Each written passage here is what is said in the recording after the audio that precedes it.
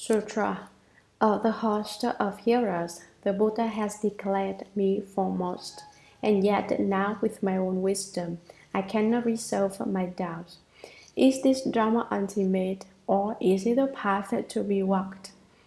Disciples born from the Buddha's mouth, with joined palms waved expectantly, pray put forth the subtle sound, for it is time to tell it as it really is.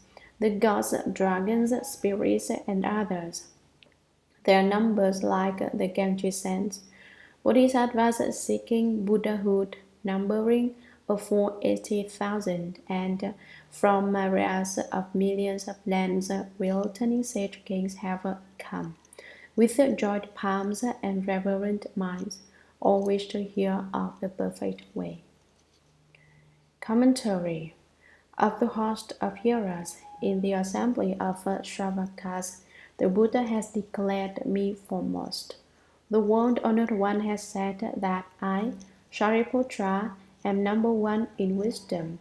He says that I am the smartest, and yet now with my own wisdom. However, presently, I myself thinking it over with my number one wisdom, I cannot resolve my doubts.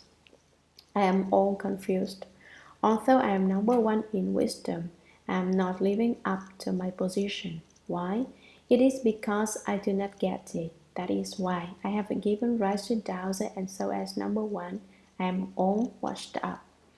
Is this Dharma ultimate? Is this the ultimate, subtle, wonderful, extremely deep Dharma? Or is it a path to be walked? Or is it the perfect, subtle, and wonderful way of Bodhi which the first common cultivated? Disciples born from the Buddha's mouth, all of the Bodhisattvas are disciples of the Dharma King. They are the Buddha's true children. They are born from the Buddha's mouth, transformed from the Dharma.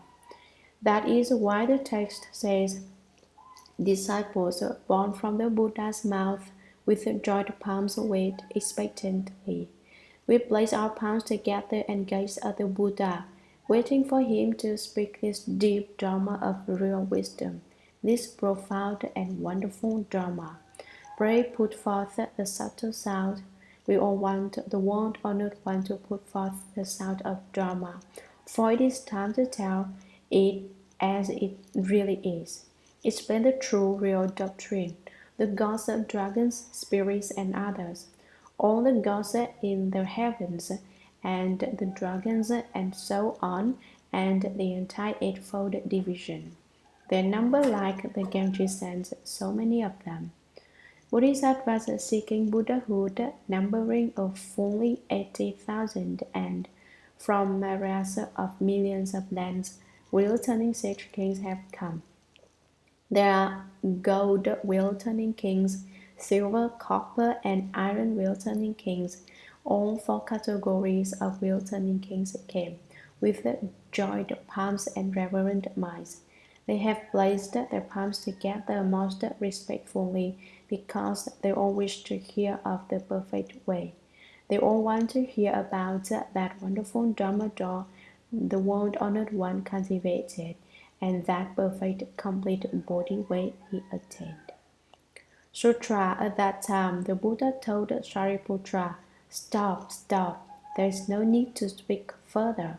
If this matter was spoken of, the gods and humans in all the worlds would be frightened and led to doubts." Shariputra again addressed the Buddha, saying, "World-honored one, I only pray that you will speak it. I only pray that you will speak it. What is the reason? In this assembly are countless hundreds of thousands of myriads of millions of asamkhiyas of living beings who have in the past seen the Buddhas. Their rules are keen and their wisdom bright. Hearing what the Buddha says, they will be able to revere and believe it." At that time, Shariputra, wishing to restate this meaning, spoke the following verses. Dharma King, sublimely honored one, do but speak. Pray, have no worries, for within the limitless multitudes are those who can revere and believe it. Commentary. At that time, when Shariputra had requested the Buddha to speak the Dharma, the Buddha told Shariputra, "Stop. It cannot be spoken. It should not be spoken. It is ineffable, ineffable." "Stop," he said it twice. "Do not talk about this drama." "Why not?" "There's no need to speak further. Say, let us not talk about this drama, just forget it, okay? If this matter was spoken of, that is, if I spoke the drama of true reality, the real wisdom drama, the ultimate drama, the gods and humans in all the worlds would be frightened and led to doubt. Why? If you speak to them of expedient devices, the provisional dramas, they can accept them. If you tell them the real drama, they will not believe it. People all have this quirk.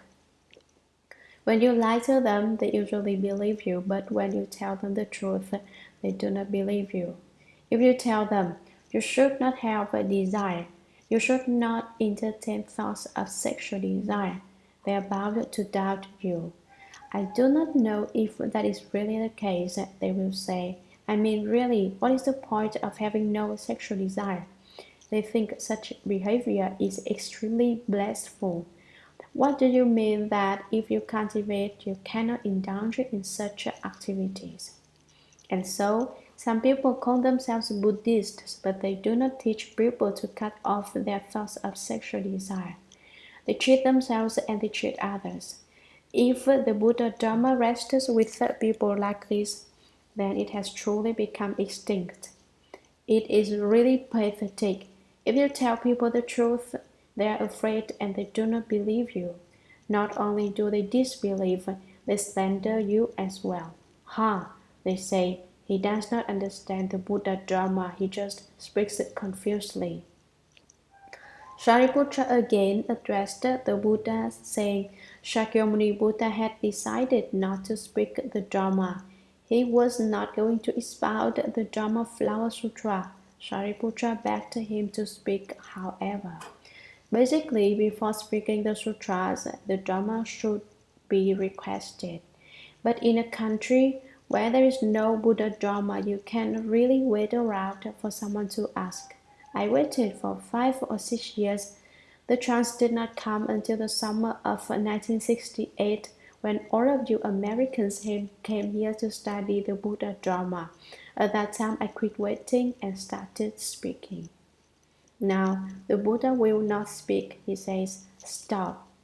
I'm not going to speak. Stop. I'm not going to talk." On the other hand, I say, "Do not stop. I'm going to speak. I'm going to speak every day."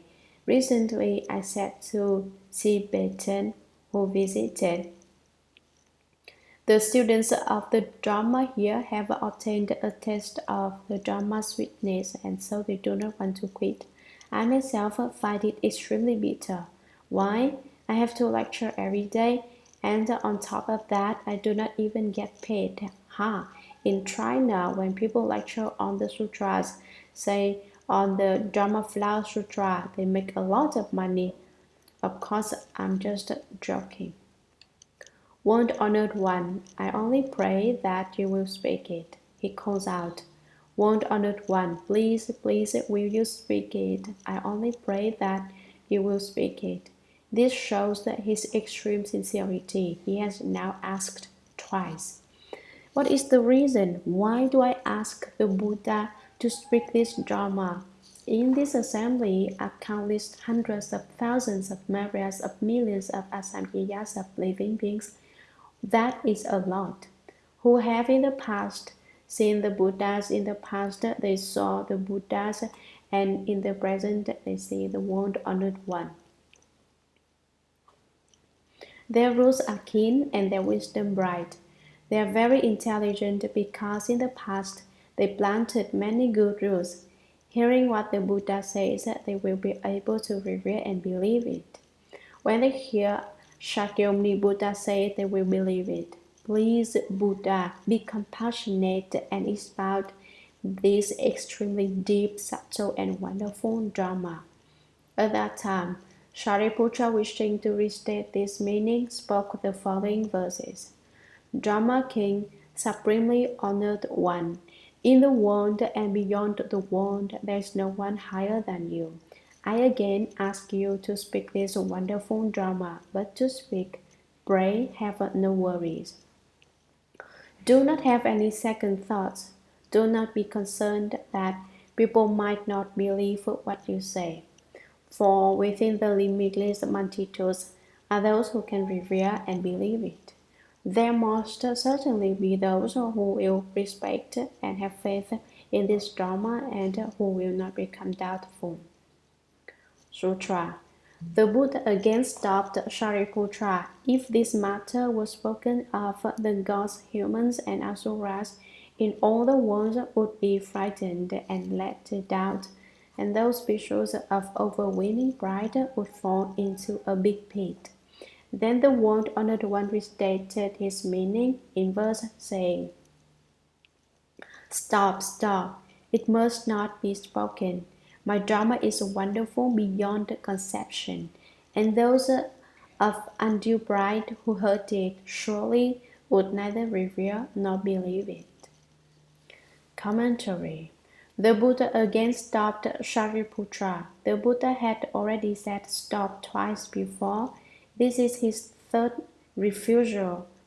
He said, There is no need to speak about it. Why not? If this matter was spoken of, the gods, humans, and asuras in all the worlds would be frightened and led to doubt, and those bhikshus of overweening pride would fall into a big pit.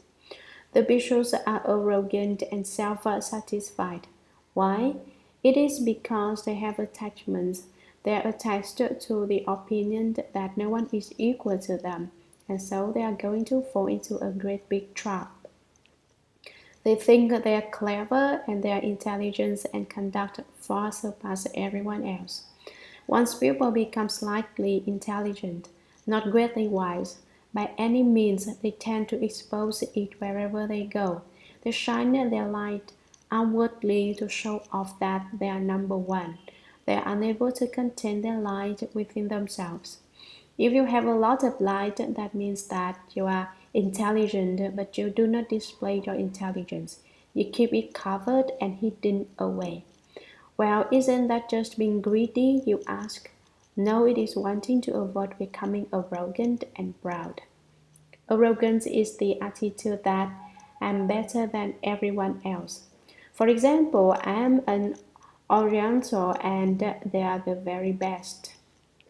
The yellow race is the most superior in the world. That is arrogance. Someone else might think I am Caucasian and the white race is the best. We are the most intelligent. That is also arrogance. One may be a Negro who thinks that the white and yellow races are inferior and that the black people are the most superior. That too is arrogance. Regardless of whether or not you are white, yellow, black, red, or green, no matter what race you are or what kind of person you are, you should not hold the view of arrogance. In China, there is a saying, modesty brings benefits, but arrogance causes harm.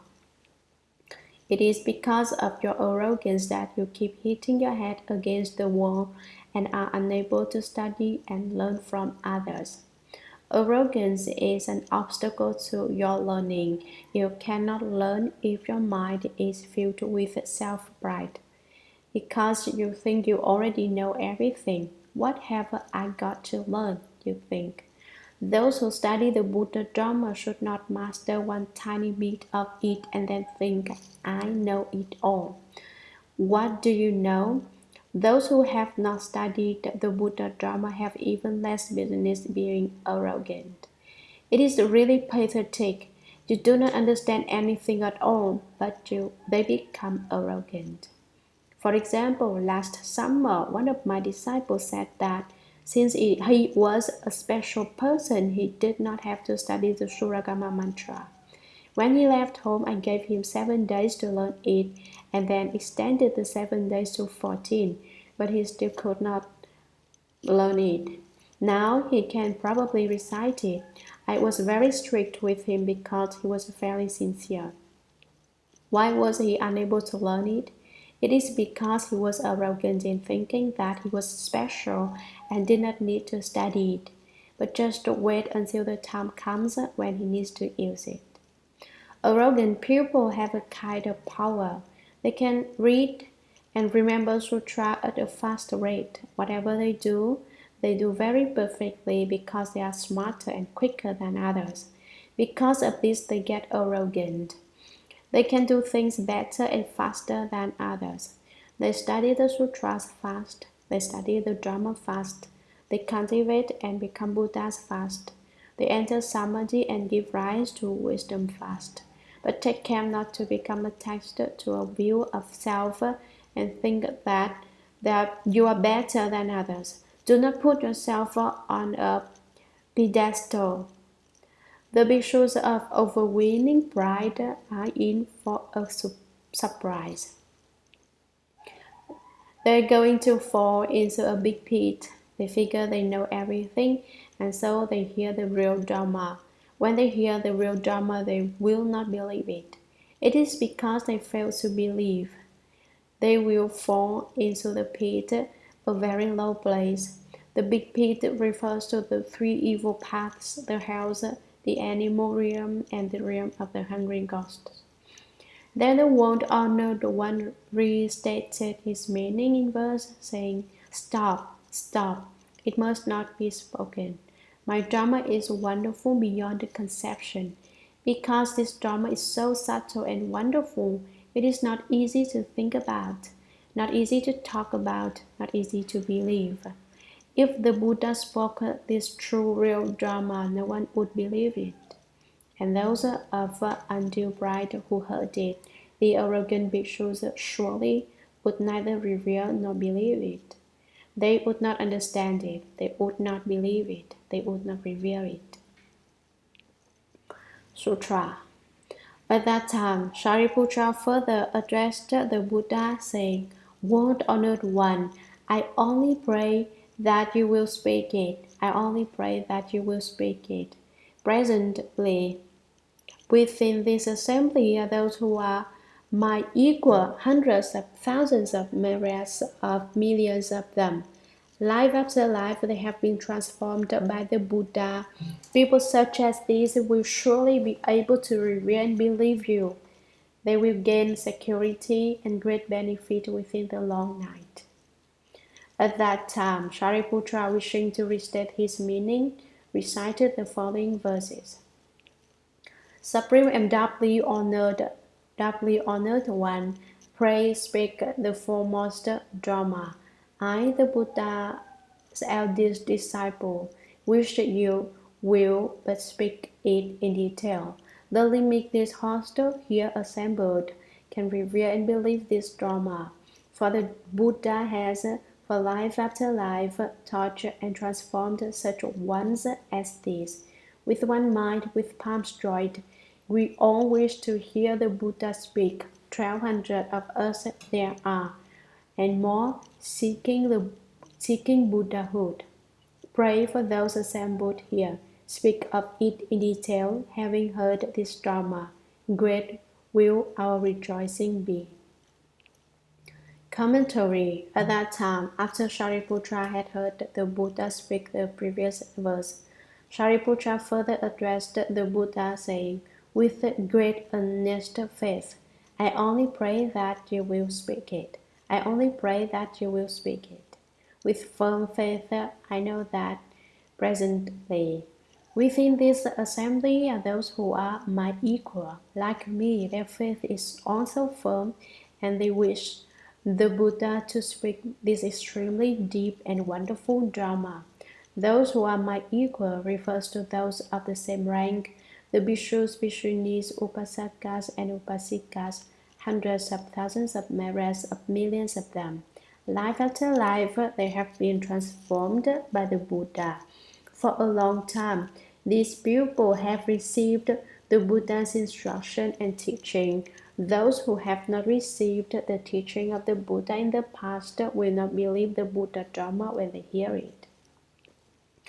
If they have already received the teaching in the past for many lives, then they will believe it right when they hear it and feel sure that it is something they can have faith in. The Buddha has many disciples because life after life he has taught and transformed sentient beings. The sentient beings also vowed life after life to follow the Buddha and study the Buddha Dharma. When the Buddha was a bhikshu, these people all took refuge with the Triple Jewel. When the Buddha gained the first stage of arhatship, they left home. When the Buddha became a second stage arhat, they followed him to cultivate the way.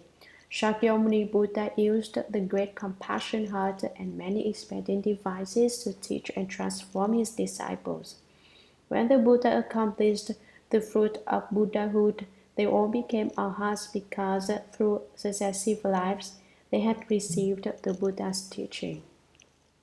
In this life, since Shakyamuni Buddha has already become a Buddha, we were becoming bhikshus. Such causal affinities develop life after life.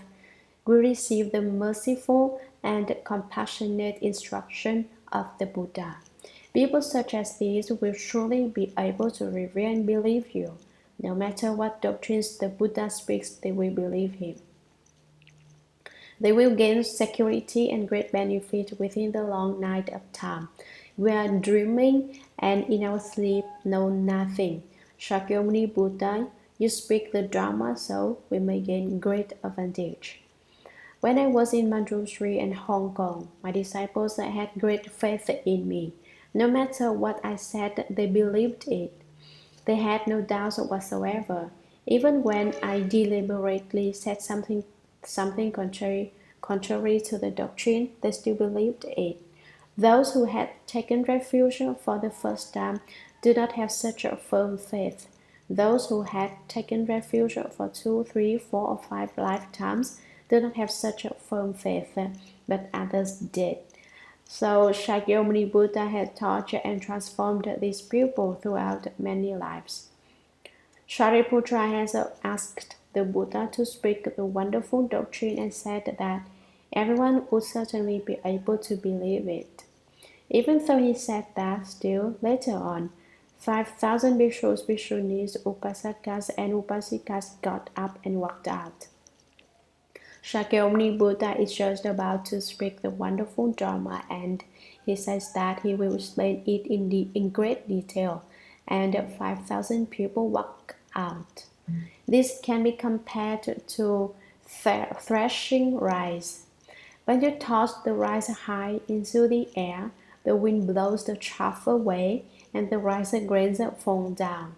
The 5,000 who left are like the chaff. At that time, Shariputra, wishing to restate this meaning, spoke verses saying, Supreme and doubly honored one.